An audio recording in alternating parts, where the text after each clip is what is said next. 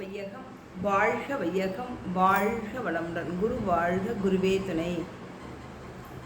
பகவத்கீதையில் 18 அத்தியாயம் இருக்குது. 18 அத்தியாயமும் நமக்கு என்ன சொல்ல வருது அப்படிங்கிறத 18 வாக்கியங்களில் நமக்கு சுருக்கி கொடுத்துருக்காங்க.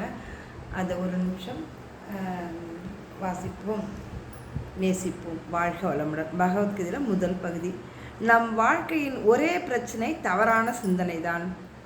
2ஆம் அத்தியாயம், சரியான அறிவே நமது எல்லா பிரச்சனைகளுக்குமான இறுதி தீர்வு.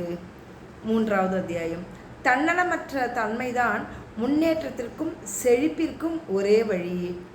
4ஆம் அத்தியாயம், ஒவ்வொரு செயலும் பிரார்த்தனையின் செயலாகவே இருக்க முடியும். 5வது அத்தியாயம், ஒவ்வொருவரும் அகங்காரத்தை விட்டு ஒழித்து அளவிலா ஆனந்தத்தில் திளையுங்கள். 6வது அத்தியாயம், அனுதினமும் உயர்ந்த உள் உணர்வுடன் இணைந்து கொள்ளுங்கள். 7வது அத்தியாயம், நீங்கள் கற்றபின் நிற்க அதற்கு தக. 8வது அத்தியாயம், என்னால் முடியாது என்று ஒருபோதும் கைவிட்டு விடாதீர்கள். 9வது அத்தியாயம், நற்பெயர்களை நன்றியோடு நினையுங்கள். 10வது அத்தியாயம், எங்கெங்கும் தெய்வீகத்தையே காண்க.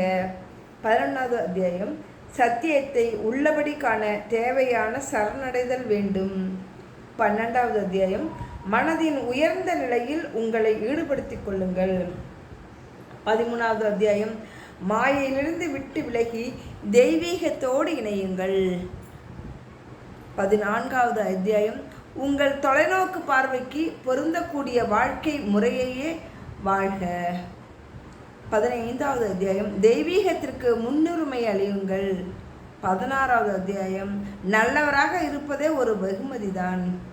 17வது அத்தியாயம், இனிமையானவற்றை விட சரியானவதை தேர்ந்தெடுப்பதே அதிகாரத்தின் அங்கீகாரமாகும். 18வது அத்தியாயம், போகட்டும், விட்டுவிடுங்கள், கடவுளுடன் ஒன்றுபடுவோம். வாழ்க வளமுடன். நன்றி.